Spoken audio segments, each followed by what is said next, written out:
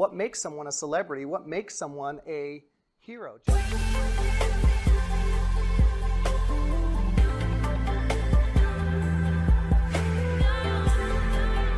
What did Kobe say? Was he naturally gifted? So what happened in his young life to where there was a transition and ultimately he became one of the greatest basketball players? He decided. He became laser focused. He became laser focused. He decided. He decided. Cambria and I are both performance coaches. I had a coaching call last week. This particular agent said, you know, it's the start of the year and I've been in real estate for about 8 months and I think I'm going to get out. I've just been really struggling. Lots of personal drama, lots of this, that, and the other, lots of circumstances, right? And she said, I think I'm just going to get out. I don't think real estate is for me. But I asked her, what do you want? What do you want?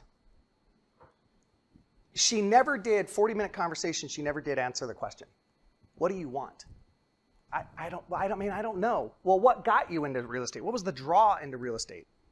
And she said, I really like the idea of being able to help others. Okay, so has that desire changed? Well, no. Okay, so what happened? Well, I've just figured out that I'm not really good at setting boundaries.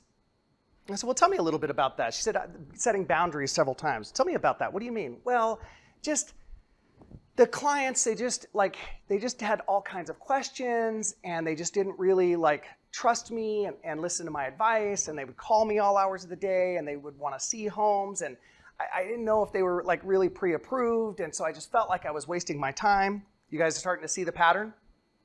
So what 2 things were missing? Clarity about what she wants, right? You heard Kobe say he made a decision. He made a decision he saw the greats, and for him, he realized there's a possibility that he could achieve that. Not a guarantee, but a possibility that he could achieve that. So what did he do? Laser focused, right? And when you become laser focused, what was something else that he said? When you become laser focused on that thing, well, he didn't have time for anything else, right? But in other words, he didn't make time for things that were not related to what? His goal or what he wanted, right? There's a lot of us that allow ourselves to be pulled in lots of different directions. There's a lot of us, in our mastery course, we went through a couple of examples of what do you want? What's most important to you in life? And then we really analyzed it. Is that true? And for some, we're shocked to discover the thing that I thought that I wanted the most, in the grand scheme of things, wasn't really that important to me. And so we end up investing emotional energy, beating ourselves up because we're not achieving that thing that we thought was most important to us.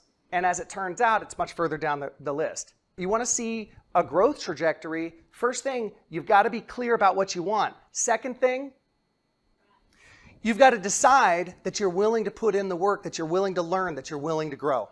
Whether it's a golf player, whether it's a top-level businessman, whether it's an actor, what we admire is that tip of the iceberg, or what shows up on, to use the basketball analogy, we admire the skills that show up on the basketball court, right? For that 90 minutes, that 2 hours of the game that we watch.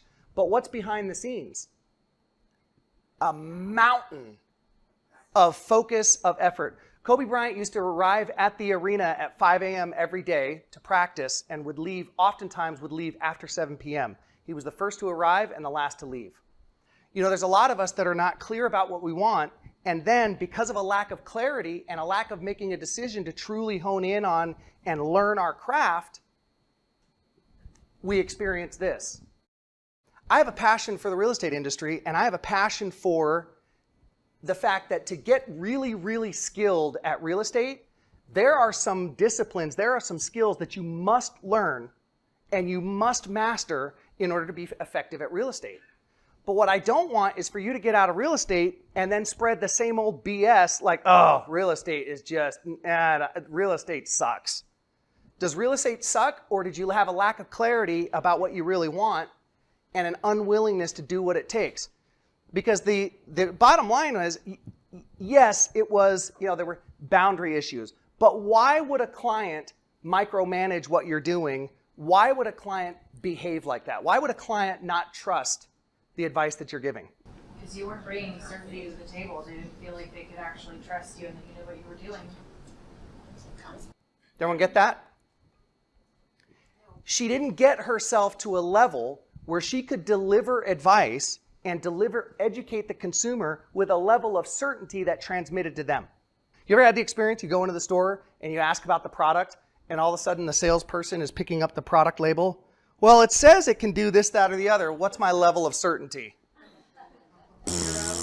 Right? So of course, am I going to take that person's advice?